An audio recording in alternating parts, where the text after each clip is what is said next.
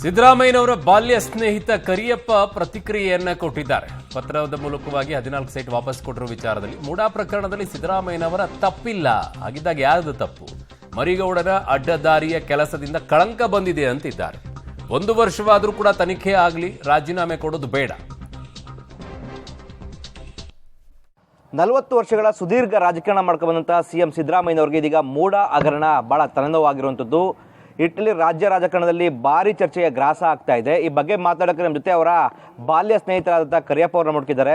Sir, ಬಾಲ್ಯ ದಿನಗಳಲ್ಲಿ ಸಾಕಷ್ಟು ಕನಸು ಕಂಡಿದ್ರು, ಅದೇ ರೀತಿಯಾಗಿ ಅವರು ಎಲ್ಲ ಬೆಳವಣಿಗೆಗಳು ಆಯಿತು. 40 ವರ್ಷಗಳ ಸುದೀರ್ಘ ರಾಜಕಾರಣದಲ್ಲಿ ಯಾವುದೇ ಕಳಂಕ ಇಲ್ಲದಲೇ ರಾಜಕಾರಣ ಮಾಡಿದ್ರು.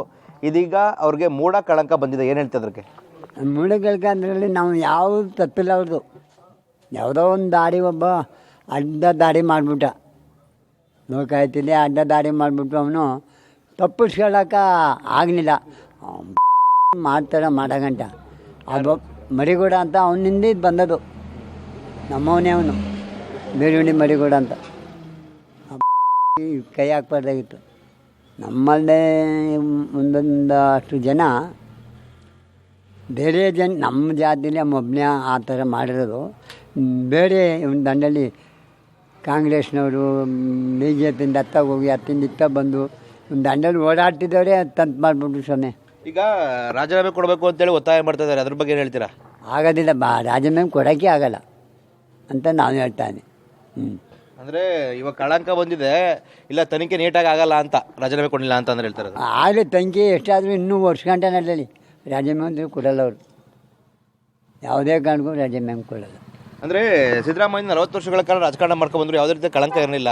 ಈ ಜಮೀನು ಮಾಡೋ ಆಸೆಗಳು ಅದೆಲ್ಲ ಸಿದ್ದರಾಮಯ್ಯ ಅವ್ರಿಗೆ ಇದೆಯಾ ಇತ್ತಾ ಅಂತೇಳಿ? ಹಾಗೆ ನಮ್ಮ ಅವ್ರ ಜಮೀನೆಲ್ಲ ಆರಂಭ ಮಾಡ್ತಿರು, ಉಳ್ತಿರು.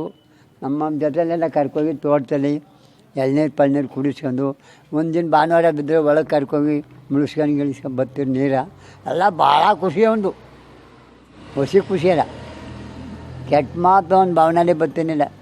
ಬರ್ರೋ ಅಂದ್ಬಿಟ್ಟು ನಡ್ರೋ ಅಂದ್ಬಿಟ್ಟು ಆವತ್ತಿನ ದಿನದಲ್ಲಿ ನಮ್ಮ ಸಾತ್ಕಲ್ಲಿ ಕುಣಿತಿದ್ದಾಗ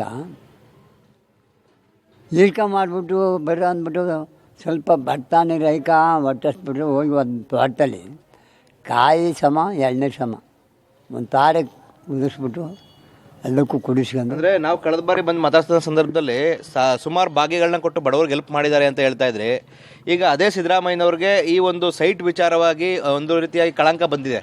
ಅದಕ್ಕೆ ಅದ್ರ ಬಗ್ಗೆ ಏನು ಹೇಳ್ತೀರಾ? ಅದ್ರ ಬಗ್ಗೆನೋ ಅದೇ ಹೇಳ್ತಾವೆ ಸಮಯ ಏನೋ ದುರಾದೃಷ್ಟಕ್ಕೆ ಮಾಡಿಬಿಟ್ರು. ಅದು ಹೋದ್ರಲ್ಲಿ ಬಂದಟ್ಟು ಬಳ್ಳಿ ರಾಜೀನಾಮೆ ಅಂದರೆ ಕೊಡೋಕ್ಕಾಗಲ್ಲ. ಅಂದರೆ ಈಗ 14 ಸೈಟ್ ಏನಿದ್ದಾವೆ ಅದನ್ನು ವಾಪಸ್ ಕೊಡ್ತೀವಿ ಅಂತ ಹೇಳಿದಾರಲ್ಲ ಇವಾಗ. ಹೇಳವ್ರ ಹೇಳ್ಬಿಟ್ಟವ್ರ ಅದರಲ್ಲೇನು ಬಗ್ಗೆ ತಲೆ ಕೆಡ್ಸ್ಕೊಬಾರ್ದು ಅಂದ್ಬಿಟ್ಟು ಅಮ್ಮವರು ನಮ್ಮ ಯಜಮಾನ್ರಿಗಳ ನಾಳೆ ದಿನ ಇದಾಯ್ತು ಅಂದ್ಬಿಟ್ಟು ಅಮ್ಮವರೇ ಹೇಳ್ಬಿಟ್ಟು. ಅಂದರೆ ಈ ನಿರ್ಧಾರ ತಗೊಂಡ್ರೆ ಸೂಕ್ತನ ಏನು ಅಂತೇಳಿ?